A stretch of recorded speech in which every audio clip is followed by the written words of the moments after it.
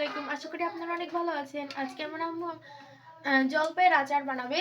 তার জন্য দেখুন আগে থেকেই ৫ ফোড়ন এবং মশলা এবং শুকনো মরিচ ভেজে রেখে দিয়েছিল জিরা সহ। আর এখানে দিয়ে দিয়েছে হলো সরিষার তেল। এরপরে সেই তড়ি ৫ ফোড়নটা সরিষার তেলের মধ্যে দিয়ে দিল। একটা হালকা নাড়িয়ে নেবেন। এরপরে দিয়ে দিল রসুন এবং গোটা রসুন এবং তেজপাতা।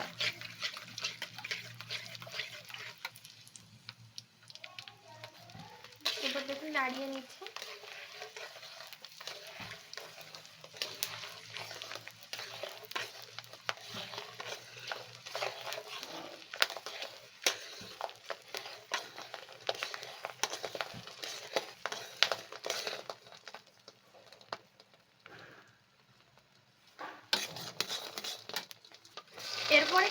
এরপরে কিছু বাটা রসুন দিয়ে দেব।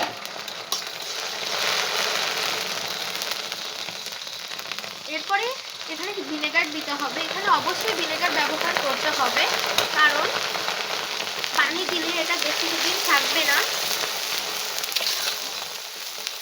আর ভিনেগার দিলে এটা আপনারা অনেকদিন ধরে এটি সংরক্ষণ করতে পারবেন।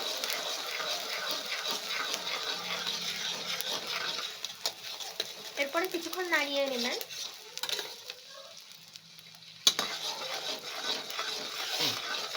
ঠিক যেভাবে নাড়ানো দেখছেন।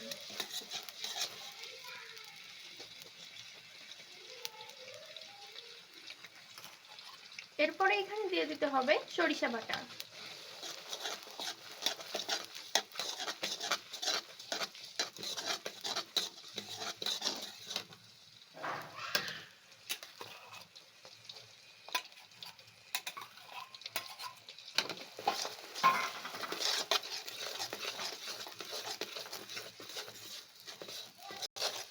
এখানে সরিষাটা দিলে আচারের স্বাদ আরো দ্বিগুণ বেড়ে যাবে।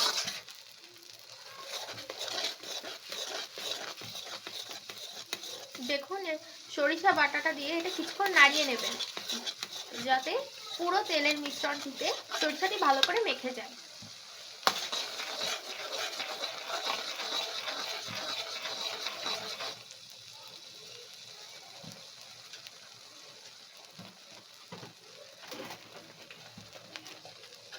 এরপরে এখানে দিয়ে দেবেন ধনিয়া গুঁড়ো।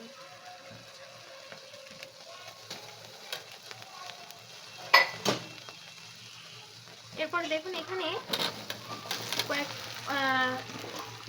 জলপাই দিয়ে দিলাম।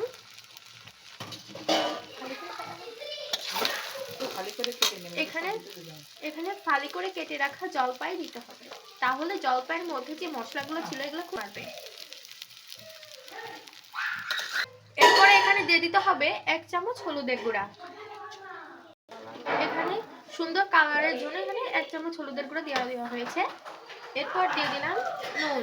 এরপরে এগুলো দেওয়ার পরে ভালো করে নাড়িয়ে নেবেন, তাহলে জলপাইয়ের মধ্যে যে মশলা যেটুকু ছিল সেগুলো খুব সহজেই মশলার মানে জলপাইয়ের মধ্যে চলে যাবে। দেখুন গাইস, এভাবে কিছুক্ষণ নাড়ানোর পরপরই জলপাইয়ের কালারটা একদম চেঞ্জ হয়ে গিয়েছে। এরপরে দেখুন আরেকটু ভিনেগার দিয়ে দিলাম। এরপরে আপনারা এখানে আপনাদের স্বাদ অনুযায়ী চিনি দিয়ে দেবেন।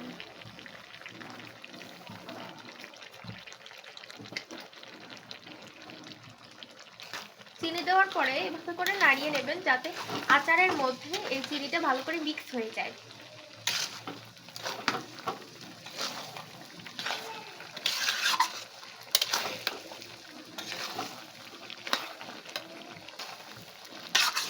আমার কাছে মনে হলো চিনিটা একটু কম হয়ে গিয়েছে, এজন্য আর একটু বাড়তি চিনি দিয়ে দেওয়া হচ্ছে।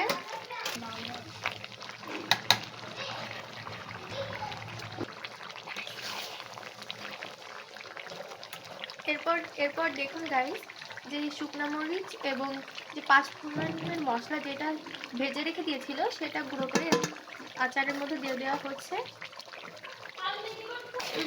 এরপরে দেখুন, যেহেতু ওই আচারের সঙ্গে ওটা মিক্স করতে হবে মশলাটা, এজন্য ভালো করে নাড়িয়ে নিচ্ছি।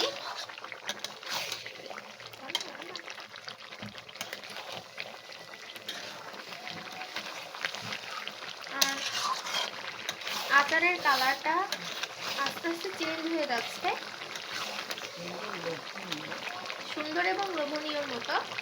আর সরিষার এরপর দেখুন গাইস, কিছুক্ষণ নাড়িয়ে নিতে হবে। দেখুন এভাবে করে নাড়িয়ে নিতে হবে, তাহলে যে মশলাগুলো ছিল জলপাইয়ের গায়ে ভালো করে ঢুকে যাবে।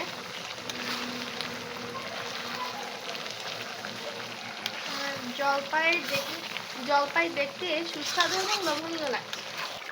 দেখুন কত লোভনীয় এবং সুন্দর দেখা যাচ্ছে জলপাইয়ের আচারটি। এবং এটি ভালো করে নাড়িয়ে নিতে হবে যাতে সব মশলাটি ভালো করে জলপাইয়ের গায়ের মধ্যে ঢুকে প্রবেশ করতে পারে।